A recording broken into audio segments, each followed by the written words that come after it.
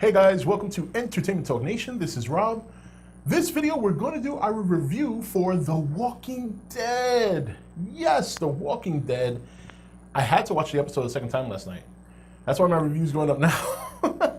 So, look, let's get right to it. Everybody thinks Glenn is dead and this and stuff. I got to tell you, after watching it a second time, no, I don't think so.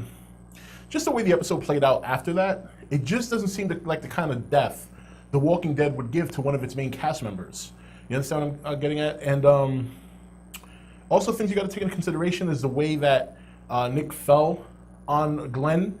He fell off the dumpster with Glenn and fell on top of him. So I really don't think Glenn is dead at all. I really don't. Could be wrong. Could be wrong. There's a lot of people out there right now that still think he's dead, and a lot of people are just dreading this and dreading that. I don't think we're going to get an answer for a while. But in my heart of hearts, I don't think he's dead quite yet. I'm not quite there to full belief until I get 100% evidence that he is dead. So we're going to have to hang on that. I don't know what you guys think. Definitely let me know. Overall, it was another solid episode. We're still in that same day. We're still have that back and forth where Rick and his group are trying to control the herd while Carol and Morgan are dealing with the wolves in Alexandria and everything in between. And we see more cannon fodder dying. More people from Alexandria who just don't know how to deal with the world outside. And because they don't know how to deal with it, they look at Rick and his decisions and think he's crazy. And you know what? In a world like this, you have to make crazy decisions if you're going to survive. And some of those decisions require killing people and also being cold-hearted to people who die within your group. You know, for example, when Taylor died and Rick was like, shh, and every person in this episode died, where you could see Rick, he would end them, you know, they'd be dead or near death. He'd finish it off, make sure they don't turn, and then he takes their belongings. It looks cold. It looks fucked up. But in this world, that's how it is. The person who's there that's dead is not going to need those items anymore. and you can see the Alexandrians are thinning. You know, we're getting to a core group of Alexandrians who are reluctantly moving into Rick's group, but for the most part, there's a lot of fodder being left behind. So, and it was very sad to see that man die who left a note for his loved one, his wife. And he was going to give the note to Michonne. Michonne wrote on her arm, "You're going to get back home," only for him to die being consumed by a series of walkers. And Michonne couldn't even grab the note as one of the walkers stepped on the note and go from there. But we see that Daryl, Sasha, and Abraham are still trying to walk the herd. Rick, excellent job dealing with those wolves, but now he's in a bit of a situation himself while he's in the Winnebago as another portion of the herd is converging on him. So a lot of things happen in this episode, very action-packed. One thing I like about this episode the most, it's one of the first episodes in a long time that really made the walkers scary. I mean, they were coming from all corners. And we all know that walkers in and of themselves are not scary at all.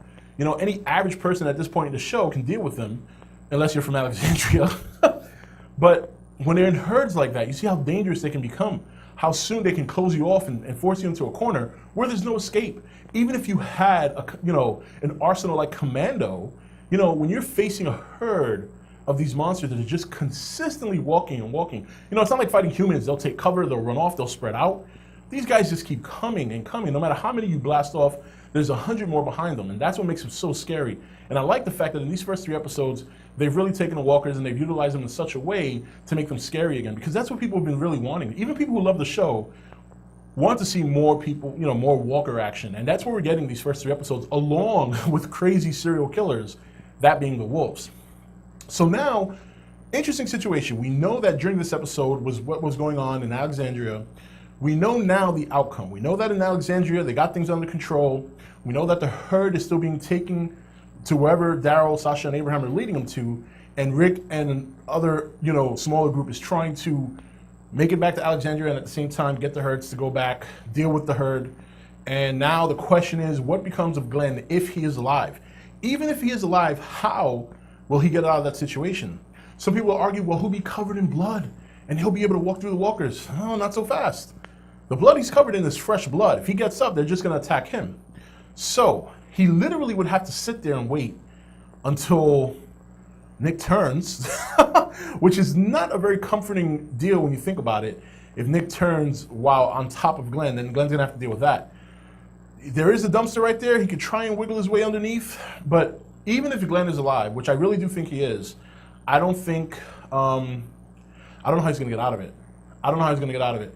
The only other way I can see him getting out of it is that something happens where there's another large noise and the herd is drawn away from it. Something like that could have happened already. The way they're setting up these first 3 episodes, certain things are happening in other parts of each episode where we see the following week where that takes place and how prior episode events react to that. If you get what I'm saying, if you're with me on that. So very interesting.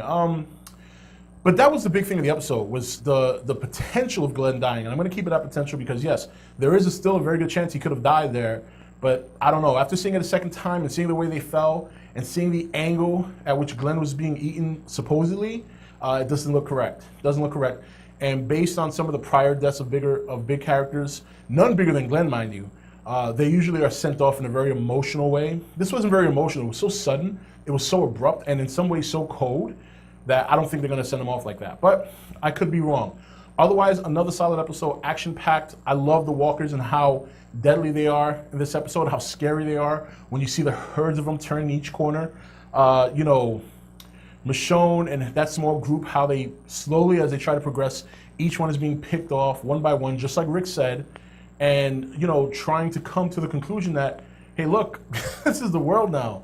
And you still see that conflict with some Alexandrians in terms of what Rick does. Those people who have any kind of problem with how Rick does things and how that group does things, those are the ones who are not going to live.